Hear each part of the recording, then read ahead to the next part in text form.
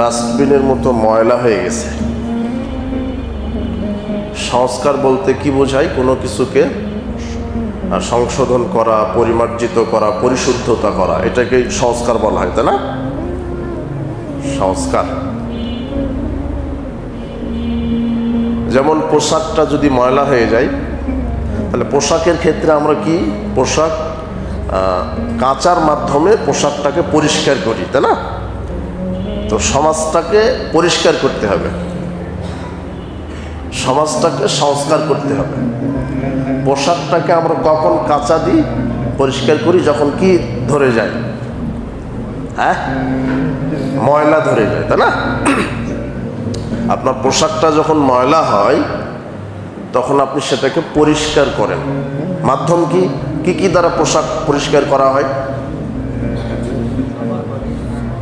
কথা বলতে হবে।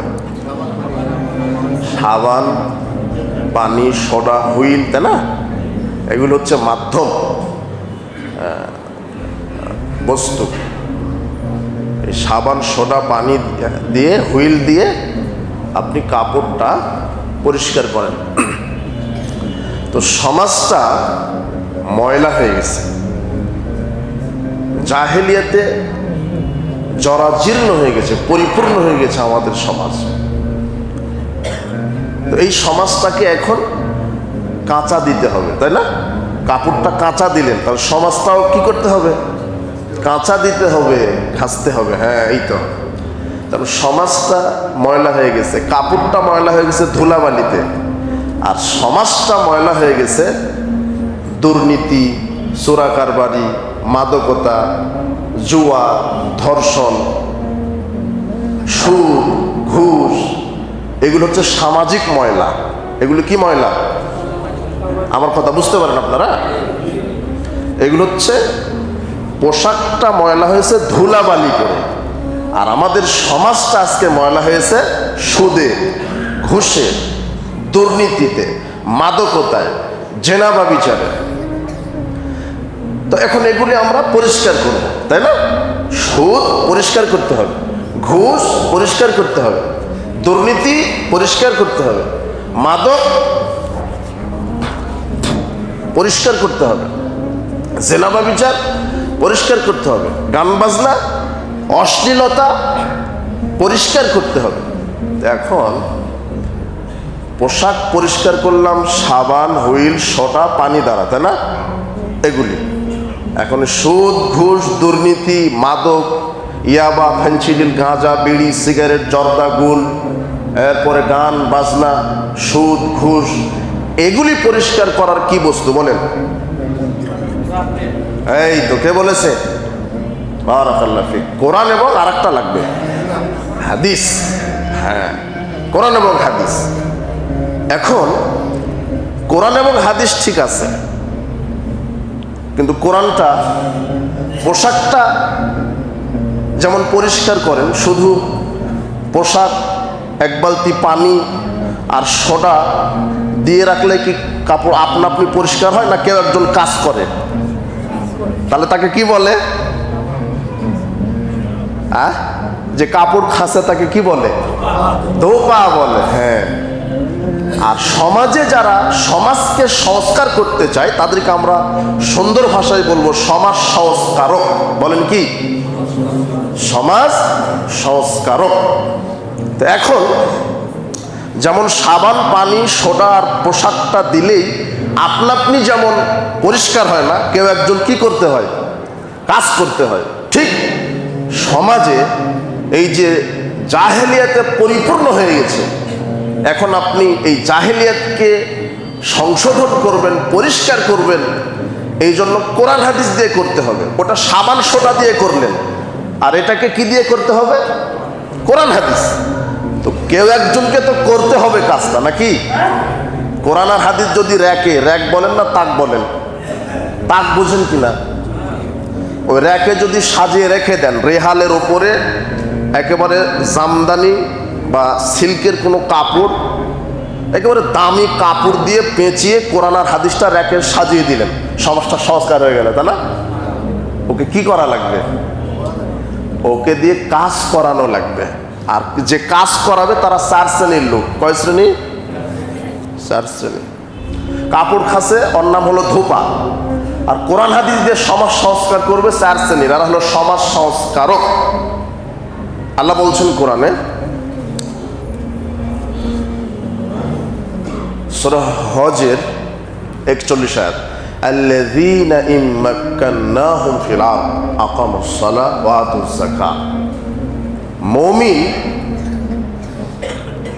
মুমিনরা যদি রাষ্ট্র ক্ষমতায় যায় তাহলে সাংবিধানিকভাবে 4টে কাজ করবে রাষ্ট্রে। কয়টা? হ্যাঁ, 4টে। এটা কে বলছেন এই কথা? আল্লাহ। এই যুবকরা আয়াত পড়বেন, আপনারাও পড়বেন। আল্লাহ বলছেন যদি মুমিনরা রাষ্ট্র ক্ষমতায় যায় কয়টা কাজ করবে? 4টে। এ কথা কে বলছে? না আমি আজকে বানায় নিয়ে আসছি আয়াতটা, তাই না? আমার আব্বা লিখেছে আয়াত। এটা 1450 বছর পূর্বে কে নাজিল করেছে? এটা আল্লাহ। আল্লাহ বলছেন আল্লাযীনা ইম্মাক্কান্নাহুম ফিল আরদ, পৃথিবীতে যারা রাষ্ট্র ক্ষমতায় থাকবে এরা যদি মুমিন হয় 4টা কাজ করবে। আকামুস সালাহ, রাষ্ট্রীয়ভাবে সালাতকে কায়েম করবে। কিভাবে? বাংলাদেশে রাষ্ট্রীয়ভাবে সালাত কায়েম আছে? তার মানে যারা রাষ্ট্রীয়ভাবে দায়িত্বশীল এরা মুমিন না, তাই না? কি সাহস নাই নাকি বলতে? মানে পুরুষত্ব বিক্রি করে দিয়ে এসে বসছেন নাকি আপনি? হ্যাঁ, জন্মগ্রহণ করেছেন, একদিন তো মরবেনই নাকি? এদেশের আলেম ওলামাও ভুল বুঝেছে, যারা সমাজ সংস্কারকের নামে সমাজকে অপহরণ করছে এরাও ধান্দাবাজ। আসলে বক্তব্য, সিম্পোজিয়াম, সেলিব্রিটি, সম্মেলন, মহাসমাবেশ, এগুলি এই মেম্বার থেকে আর ওয়াজের প্যান্ডেল থেকে বক্তব্য ওয়াজ হবে না। আসল ওয়াজ হবে সংসদ থেকে। কোথায় থেকে? সংসদ থেকে। আমি এখানে যতই চিল্লাই সুদ হারাম, সুদ হারাম, ইল্লা মাশাআল্লাহ 2-1 হেদায়েত পেতে পারে, কিন্তু মুমিন ব্যক্তি যদি ক্ষমতায় গিয়ে সংসদ থেকে বলে দেয় আজ থেকে সুদ হারাম, আর কেউ সুদ খেতে পারবে? হ্যাঁ। তো মুমিনরা ক্ষমতায় গেলে প্রথম কাজ করবে আকামুস সালাহ। তারা কি কায়েম করবে? সালাত। ওয়া আতাউজ যাকাত, দ্বিতীয়ত যাকাত প্রতিষ্ঠা করবে, যাকাত কালেকশনের ব্যবস্থা করবে। রাসূল সাল্লাল্লাহু আলাইহি ওয়াসাল্লাম বলছেন ধনীদের কাছ থেকে যাকাত নাও আর গরিবদের মাঝে বিলিয়ে দাও। কাদের মাঝে বিলিয়ে দিতে হবে? এই জমিনটা কার? মানুষের স্রষ্টা কে? তাহলে মানুষ, আমি জুমার খুতবায় সংক্ষিপ্ত সময় আমি ওভাবে বলতে পারবো না। এই আকাশের মালিকটা কে? এই জমিনের মালিক? আপনার মালিক কে? তা আপনার কিসে কল্যাণ আর কিসে অকল্যাণ এটা জানে কে? আপনার যিনি স্রষ্টা, তাহলে বিধানটা কার চলবে? চলে কার? হ্যাঁ, এদেশে কত ভাগ মুসলমান? আপনি দেখেছেন 95 ভাগ মুসলমান। আমি বলে গেলাম 5 ভাগও নেই। কয় ভাগ? এগুলো কথা কেউ বলবে না, আমি ছাড়া কেউ বলবে না এগুলো কথা। আমি প্রমাণ দিতে পারবো যে কয় ভাগ মুসলমান বাংলাদেশে আছে। প্রায় মুনাফিক, প্রায় মুনাফিক। দেখেন হয়ে যাক গায়রিল মাগদুবি আলাইহিম। এই আয়াতের অর্থটা কি? আল্লাহ বলছেন তোমরা এভাবে আমার কাছে বলো, আল্লাহ অভিশপ্ত ইহুদি আর পথভ্রষ্ট খ্রিস্টান থেকে আমি তোমার কাছে বাঁচতে চাই, আমিন। এই বলছেন না আপনি? আজকে একটা পড়বেন সবাই, সূরা ফাতিহা। এটা সবাই জানে না? সূরা ফাতিহা তো সবাই জানে, ইখলাস না জানলেও কি জানে? ফাতিহাটা জানে। ও বলছে গায়রিল মাগদুবি আলাইহিম ওয়ালাদ-দালিন। আল্লাহ অভিশপ্ত ইহুদি আর পথভ্রষ্ট খ্রিস্টানের মতাদর্শ থেকে, মতবাদ থেকে, তাদের চক্রান্ত থেকে আল্লাহ তুমি আমাদেরকে হেফাজত করো। সবাই বলে না? এটা সালাতে বলছে আল্লাহ ইহুদিদের মতবাদ থেকে আমাকে হেফাজত করো। যে ব্যক্তি সূরা ফাতিহা বলল ও সুদী ব্যাংকের মহাজন। কিসের মহাজন? যে বলছে আয়াত সে গণতন্ত্রের রাজনীতিতে বিশ্বাসী। কথা বুঝেন না মনে হয় কথা? সুদের প্রতিষ্ঠাতাকে ইহুদি, গণতন্ত্র আসছে কার? গণতন্ত্রের প্রতিষ্ঠাতাকে আল্লাহ পাঠায় দিছে, তাই না? লৌহ মাহফুজ থেকে বলে দিছে তোমরা গণতান্ত্রিক পদ্ধতিতে রাজনীতি করো, সেকুলার রাজনীতি করো, ন্যাশনালিজমের রাজনীতি করো, ক্যাপিটালিজমের রাজনীতি করো। গণতন্ত্রের উৎপত্তি কাদের থেকে এসেছে? খ্রিস্টান, আব্রাহাম লিঙ্কন। কথা বোঝা গেল না? মনে হয় কথা। তা আমি মুখে বললাম আল্লাহ খ্রিস্টান থেকে বাঁচাও, কিন্তু কর্মে কি আমি খ্রিস্টানদের দালাল? আমি মুখে বললাম ইহুদির পরিকল্পনা থেকে বাঁচাও। বাংলাদেশের অফিস, আদালত, কোর্ট কাচারি, শিক্ষাঙ্গন, রাজনীতি, অর্থনীতি, সমাজনীতি সব ইহুদি খ্রিস্টানের নীতিতে চলছে। চালাচ্ছে কে? হ্যাঁ, আবার বলে মুসলমান। মুসলমান আল্লাহ তুমি আমাদের বোঝার তৌফিক দান করো। বলবেন মুনাফিক কারা? মুনাফিক। একটু সাহস করেন তো দেখি। এই যুবকেরা সাহস করেছিল, কিন্তু এই 5 আগস্টের যে আন্দোলনটা, ওটা ওই দুনিয়ামুখী আন্দোলন হয়েছে। ওটা যদি ইসলামের ওপর আন্দোলনটা হতো, আজকে আমরা ইসলামই দেখতে পেতাম। কথা বুঝেছেন কি? আল্লাহ সুবহানাহু ওয়া তাআলা বলছেন আল্লাযীনা ইম্মাক্কান্নাহুম ফিল আরদ, মুমিনরা যদি ক্ষমতায় যায় 4টি কাজ করবে। তারা সালাত কায়েম করবে, যাকাত কায়েম করবে, ধনীদের কাছ থেকে নাও, গরিবদেরকে, এটা কি? যাকাত। কিন্তু শয়তান কোনটা চালু করে রেখেছে? সুদ। কি? সুদ হচ্ছে যাকাতের সংজ্ঞা হচ্ছে কি? ধনীর কাছ থেকে নিয়ে গরিবদের দেওয়া। আর সুদের সংজ্ঞা হচ্ছে গরিবের কাছ থেকে নিয়ে ধনীকে দেওয়া। তাহলে কার বিধানটা উত্তম? মানুষের কল্যাণের জন্য কোন বিধান উত্তম? হ্যাঁ, মানা হয় কোনটা? আপনার এই বেড়াইত একটা গরিব মানুষ, লবণ আনতে পান্তা ফুরে, এই ভাষা শুনেছেন কি? আচ্ছা, এই চিন্তা করলো যে 1 লক্ষ টাকা ব্যাংক থেকে লোন নিব, 70,000 টাকা দিয়ে একটা গরু কিনবো, আর 30,000 টাকা দিয়ে কলার চকলেটের দোকান দিব, সংসারটা চলবে। এটা তার কি পরিকল্পনা? 70,000 টাকা দিয়ে একটা গরু কিনলে বাছুর হবে। আপনারা এগুলো বুঝেন কিনা? শহরের মানুষ প্রতিপালন করে আমি একটু লাভবান হব। লোন নিয়েছে কোথায় থেকে? ব্যাংক থেকে। কিন্তু গরু কেনার পরের দিনে গরুটা মারা গেল, যেতে পারে না? যেতে পারে? আর কলার ব্যবসাটা লস, হতে পারে না? এখনো কি গরিব আরো নিঃস্ব হয়ে গেল না? কিন্তু ব্যাংক তার লোন মাফ করবে? বলবে যে তোর ভিটা মাটি বেচে হলেও কি করো। কিন্তু আপনার নেতার তামা, আপনাদের নেতা নাই, ও 150 কোটি, 500 কোটি, 1000 কোটি টাকা লাইসেন্স প্রাপ্ত ঋণ খেলাফিয়ারা আবার মাথা ঝোকান, এরাই তো আপনার নেতা। এখন ওর 1000 কোটি টাকা মাপ, কি খেলাফি? আর 1 লক্ষ টাকার মাপ নাই। এ হলো বাংলাদেশ। কি দেশ? বাংলাদেশ। এটা হলো সুদের অভিশাপ, সুদের পরিণাম। আজ হোক আর কাল হোক সুদখোর ধ্বংস হবে। ওই যে আপনি বলছেন না দরবেশ বাবা, ওর 37,000 কোটি টাকা ঋণ। কত হাজার কোটি? না, 34,000 কোটি। ও এখন কোথায় আছে? হ্যাঁ,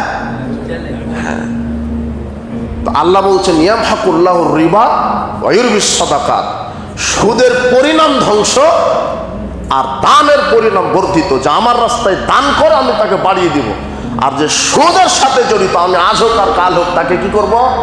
ধ্বংস করব। এটা কে বলছেন? আল্লাহর কথা মিথ্যা হবে না। এই জন্য আল্লাহ বলছেন আমি তোমাদের স্রষ্টা, তোমরা সালাত আদায় করো, তোমরা যাকাত কালেকশন করে গরিবের মাঝে বিলিয়ে দাও।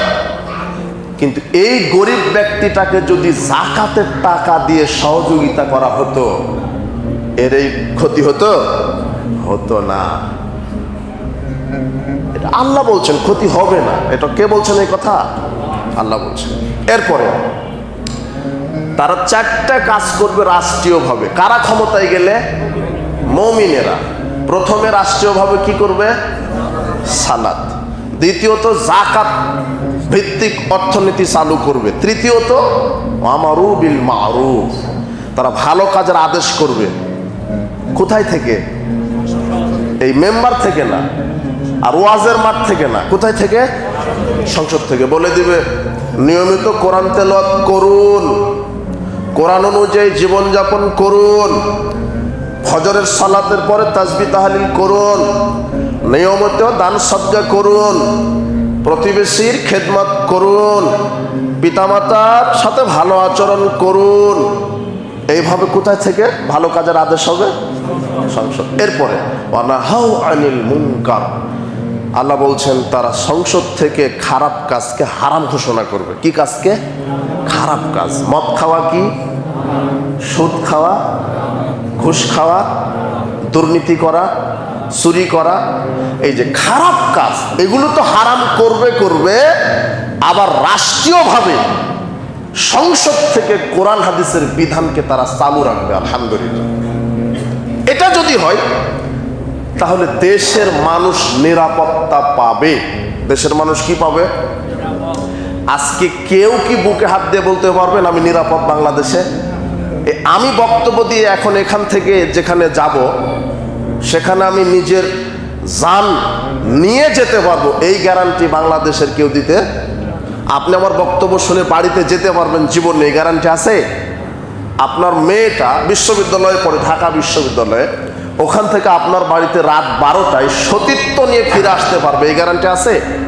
হ্যাঁ, আপনি ঢাকা এয়ারপোর্টে বিদেশ থাকতেন 10 বছর, ব্রিফকেসে স্বর্ণ আছে 10 ভরি, টাকা আছে, ঢাকা এয়ারপোর্ট থেকে আপনি এই বাড্ডা বেড়াইদে রাত 2টার সময়তে ব্রিফকেস করে টাকা আর স্বর্ণ এখানে নিয়ে আসতে পারবেন, এই গ্যারান্টি আছে?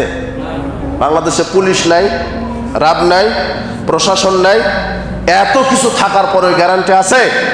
নাই। পুলিশই আপনাকে হাইজ্যাক করতে পারে। হ্যাঁ, আচ্ছা, তাহলে এই যে আপনার ভীতি, এটা ভীতি না? আপনার স্ত্রী বাজারে গেছে, সতীত্ব নিয়ে ফিরে আসতে পারবে কি পারবে না, এটা তার ভয়। আমার কাছে স্বর্ণ আছে, আমি এটা বাসায় নিয়ে যেতে পারবো কিনা, এটা আমার ভয়। আল্লাহ বলছেন সূরা কুরাইশ, সবাই জানেন না? অনেকেই জানে। লিইলাফি কুরাইশ, কুরাইশরা খুব আসক্ত। ইলাফিহিম রিহলাতাশ শিতাই ওয়াস সাইফ, তারা কিসে আসক্ত? শীতকালে এবং গ্রীষ্মকালে ব্যবসা করার জন্য তারা খুব কি আসক্ত।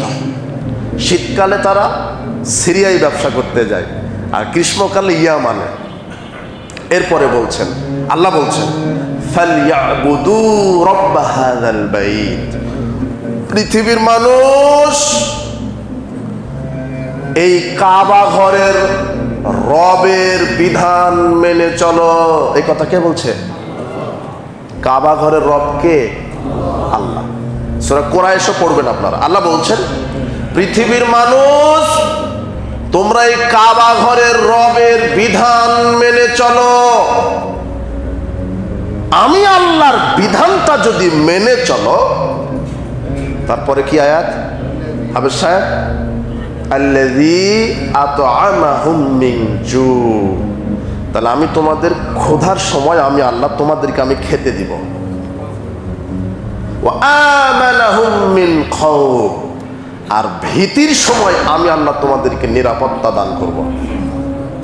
কার বিধান মানলে? আল্লাহর বিধান। তো আল্লাহর বিধানটা কোনটা? কোরআন আর হাদিস। তো এটা শুধু এখন র্যাকে সাজায় রাখবেন, তাই না? আর 11 মাস পরে রমাদানে এই মসজিদে এসে আপনারা লাইলাতুল কদর খতম দিবেন আর কোরআন খতম দিবেন। এই জন্য কোরআন আসেনি, হ্যাঁ, এই জন্য আসছে। আর সকালে বলবেন যে কত খতম রে তুই? তা আমি 2 খতম। তোর বউ তো 10 খতম, আর তুই? আমি এমনিতেই খতম, মানে খতম। কোরআন কিন্তু খতমের জন্য আসেনি। কোরআন পড়তে হবে, ওটা বুঝতে হবে, নিজের জীবনে বাস্তবায়ন করতে হবে। ওমর ইবনুল খাত্তাব অর্ধ পৃথিবীর খলিফা। কত পৃথিবীর? ওমর ইবনুল খাত্তাব 2 বছর সময় লেগেছে সূরা বাকারা বুঝতে। কোন সূরা বুঝতে? সূরা বাকারা যেদিন বুঝলেন তখন তিনি একটা ওট জমা করে তার এলাকার লোককে খাইয়ে দিলেন, খুব আনন্দে যে আমি সূরা বাকারা বুঝতে পেরেছি। আর এখন আপনারা কোরআন বুঝে পড়েন, শুধু খতম দেন। আচ্ছা, আল্লাহ বলছেন আমার বিধান মানো, ক্ষুধাতে কি দিব তোমাদের?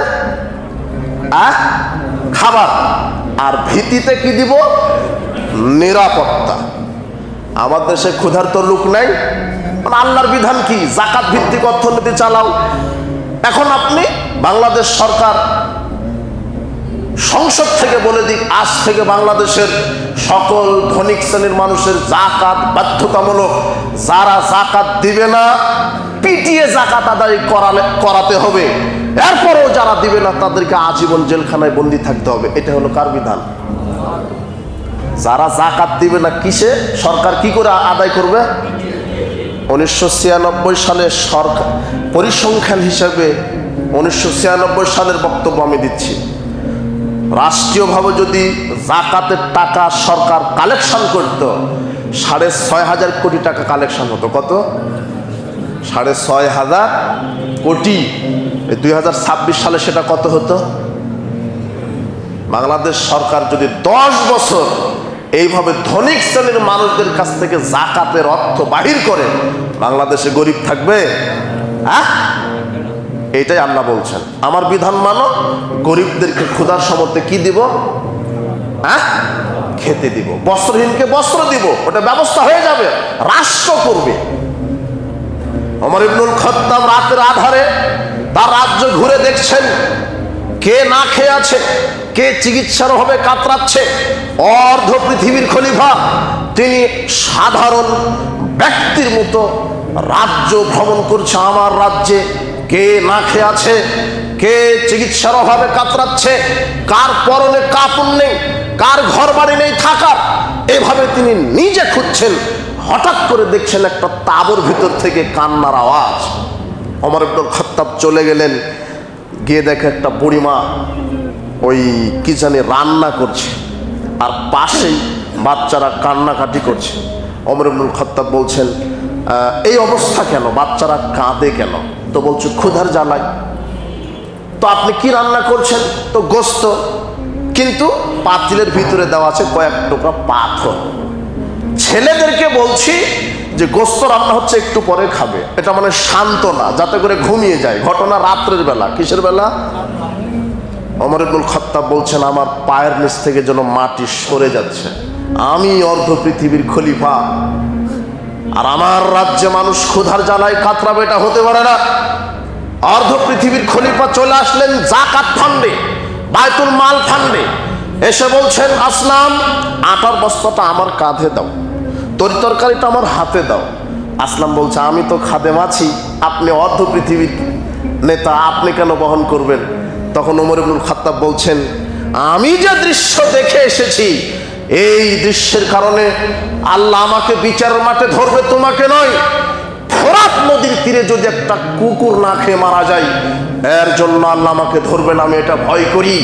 আমি মহান আল্লাহকে ভয় করি, আমি সর্বশক্তিমান আল্লাহকে ভয় করি, আমি পৃথিবীর নেতা, অথচ আমার রাজ্যের আমার দেশের মানুষ না খেয়ে থাকবে, এটা আল্লাহ আমাকে ধরবেন। কাজে আমার বোঝা আমাকে বহন করতে দাও। অর্ধ পৃথিবীর খলিফা আটার বস্তাটা কাঁধে নিয়ে ক্ষুধার্ত ব্যক্তির বাড়িতে পৌঁছে দেয়, আর সেই বাংলাদেশের নেতা নেত্রীরা সে আটার বস্তা চুরি করে। রাজনীতি শিখতে হবে ওমর ইবনুল খাত্তাবের কাছ থেকে।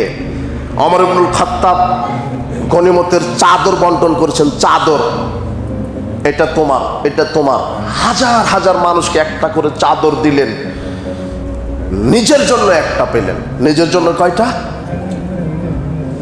সারা রাজ্যের সবার জন্য একটা করে চাদর। নিজের ভাগ্য কয়টা? একটা। পরের দিনে জুমার দিনে খুতবাতে উঠেছে 2টা চাদরের ছাতের জুব্বা পরে। কয়টা চাদরের? একটা চাদর দিয়ে তার গায়ের জুব্বা হবে না। খুব উঁচা ব্যক্তি ছিলেন। তখন শ্রোতারা বলছে জনাব খুতবা পরে শুনবো।